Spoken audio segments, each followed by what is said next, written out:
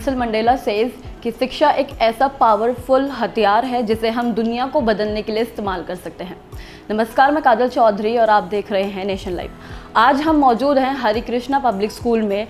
हमारी nation live की तरफ से जो ड्राइव रन कर रहे हैं उसकी कड़ी को आगे बढ़ाते हैं आज हम पहुँचे हैं हरे कृष्णा पब्लिक स्कूल में, और यहाँ पर शिक्षा पे चर्चा के लिए हमारे साथ मौजूद है स्कूल की प्रिंसिपल मिसेज अनुराधा शर्मा जी। आइए इनसे बात करते हैं, जानते हैं इनके क्या विचार हैं शिक्षा को लेकर।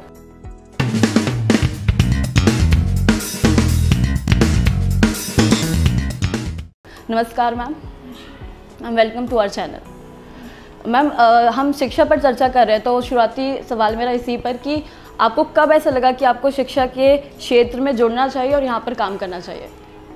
एक्चुअली ये मेरा, जब मैं एजुकेशन ले रही थी, मेरा तभी से ड्रीम था कि मैं इस क्षेत्र में काम करूँ। फिर ये है, थोड़ा सा पहले पढ़ाई में लगे रहे, फिर मैरिज हुई, फिर बच्चों के उसमें लग गए, तो बाद में वही है कि मेरे फादर इला ने और मेरी मदर इला ने मेरे को बड़ा सपोर्ट करा इस उसमें जुड़ने के लिए, और हमने फिर ये स्कूल के लिए अप्रूवल लिया और ये बिल्डिंग तैयार करी। और वही थी कि मेरे पास एजुकेशन थी, तो मैंने जो है इस क्षेत्र में जुड़ने का सोचा और वो मेरा सपना सच भी हुआ। और मुझे लगता है कि शिक्षा के क्षेत्र में जो है मैं जो चाहती थी वो चीज़ें कर पा रही हूँ, तो इसीलिए मैं इस स्कूल से जुड़ी। अच्छा, तो आप जैसे शिक्षा के क्षेत्र में काफ़ी टाइम से जुड़ी हुई हैं, तो आपने काफ़ी बदलाव भी देखे होंगे, तो क्या क्या चैलेंजेस आपने फेस किए हैं इस एजुकेशन सेक्टर में? एक्चुअली काजल, समय के साथ चेंजेस तो होते ही रहते हैं, बट एजुकेशन के फील्ड में काफ़ी चेंजेस हैं। सबसे बड़ा चेंजेस तो वही है कि अभी जो NEP के लेकर आया हुआ है वो बहुत ही अच्छा है। हमारी जो गवर्नमेंट ने नया एजुकेशन पॉलिसी लेकर आई है, उससे काफ़ी स्टूडेंट्स को बेनिफिट होगा।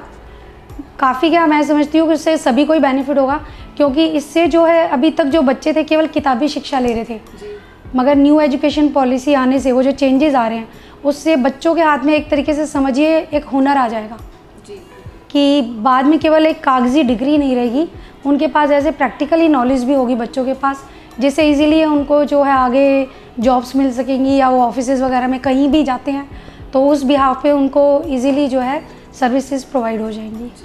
जैसे मैं आपने अपनी पॉलिसीज़ की बात करी, अगर हम पास्ट पॉलिसीज़ की बात करें, जैसे कि 1968 की हो गई या 86 की हो गई, 1986 की, तो उसमें थियोरेटिकल नॉलेज को ज़्यादा फोकस में था उनका। बट अब जो 2020 में आई है नेशनल एजुकेशन पॉलिसी, उसमें प्रैक्टिकल नॉलेज को भी उतना ही एक्सपोजर मिल रहा है और इम्पोर्टेंस दी जा रही है। तो ये क्या, आप इस चीज़ का क्या कारण समझ रही हैं कि इन चीज़ों को बैलेंस करने में क्या पहले हम इतने सक्षम नहीं थे, या अब इतने ज़्यादा सक्षम हो गए हैं कि इन दोनों चीज़ों को हम लेके साथ चल रहे हैं?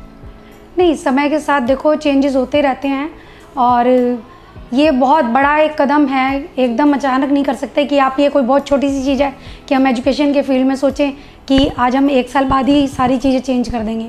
अभी भी ये जो न्यू एजुकेशन पॉलिसी आई है, इसको भी अप्लाई करने में धीरे धीरे टाइम तो लगेगा, बट हाँ ये है कि जो चेंजेस लाए जा रहे हैं उसको अप्लाई करने की काफ़ी ज़ोरदार कोशिशें हो रही हैं। उसके लिए हमारे सेशंस भी हो रहे हैं, वर्कशॉप्स भी हो रही हैं, और काफ़ी प्रयास करे जा रहे हैं। तो मुझे लग रहा है बहुत जल्दी जो है पॉलिसी जो है सभी जगह अप्लाई हो जाएगी। तो मैम, NEP के कौन कौन से मेन पॉइंट्स हम कह सकते हैं जो आप सबसे पहले अप्लाई करना चाहेंगे अपने स्कूल्स में? NEP के अंदर जो है, जो आया है हमारा 5+3+3+4 को लेकर जो आया हुआ है, उसमें ये है कि जो भी हमारे को गाइडलाइंस आ रही हैं, हम कोशिश करेंगे जो भी हम पेरेंट्स को दे सकते हैं अपने स्कूल में ज़्यादा से ज़्यादा जो है फैसिलिटी पेरेंट्स को प्रोवाइड कराएं, और जो भी हमारे पास आ रहे हैं लाइफ स्किल से रिलेटेड चीज़ें वो हम अपने स्टूडेंट्स को अवेलेबल कराएंगे।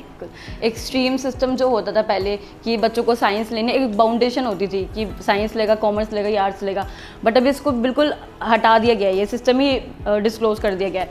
तो आपकी इस पर क्या ओपिनियन है?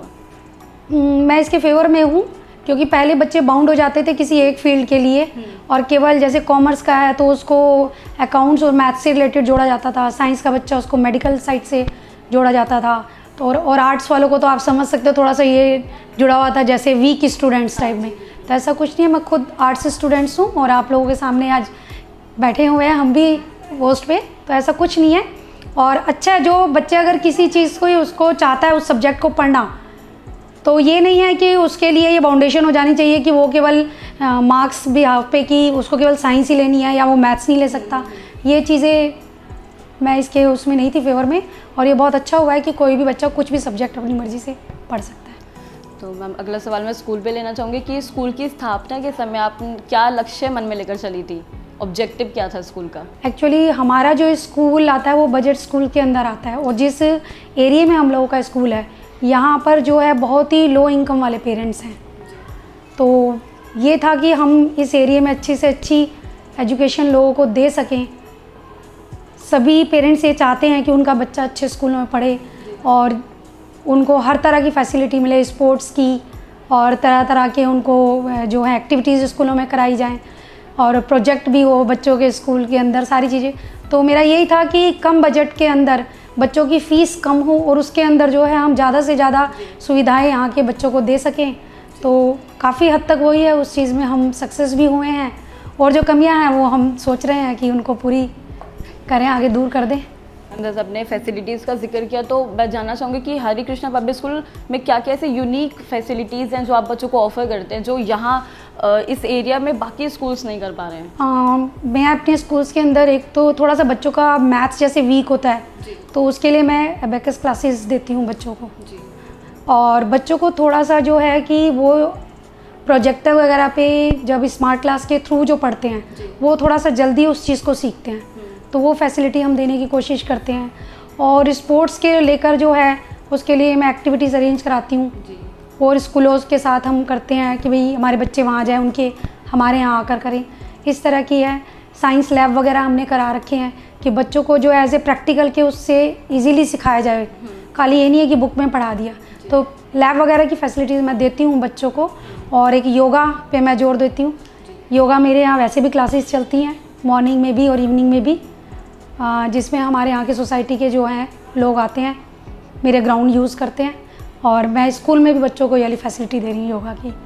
उनकी हेल्थ पे हम थोड़ा सा ज़्यादा अवेयर करते हैं बच्चों को कि हेल्दी होंगे तभी वो आगे अच्छे से काम कर पाएंगे। तो मैम जैसे अभी कोविड का हमने समय बहुत मुश्किल से गुजारा है, सभी स्कूल्स के लिए इतना टफ निकला है, तो आपके स्कूल ने इसको कैसे कोप अप किया? एक्चुअली कोविड वाले टाइम में थोड़ा सा ये तो प्रॉब्लम आई है कि बच्चों ने ऑनलाइन पढ़ा है तो वो कंसेप्ट उनको इतना क्लियर नहीं हो पाए हैं, क्योंकि एक फ़िज़िकली बैठ के स्कूल में जो बच्चा करता है डिस्कशन अपने टीचर के साथ या अपने फ्रेंड्स के साथ, तो उसको कंसेप्ट बड़ी जल्दी क्लियर होते हैं। जबकि ऑनलाइन में ये प्रॉब्लम सभी स्कूलों को आई है, और ये है कि अभी स्कूल ओपन हुए हैं तो हमारे टीचर्स भी हार्ड वर्क कर रहे हैं, और पेरेंट्स से भी हम मीटिंग करके उनको गाइड कर रहे हैं कि किस तरीके से बच्चों की जो पीछे लॉस हुआ है उसको कवर अप किया जाए। तो धीरे धीरे सब चीज़ें हो जाएंगी। तो ये थी हरे कृष्णा पब्लिक स्कूल की प्रिंसिपल मिसेस अनुराधा शर्मा। इन्होंने बताया कि कैसे इनका स्कूल बेहतर शिक्षा देने में सक्षम है, और ऐसे ही वीडियोस, ऐसे ही एजुकेशन से जुड़े वीडियोस देखने के लिए बने रहे हमारे साथ और देखते रहिए नेशन लाइव। धन्यवाद।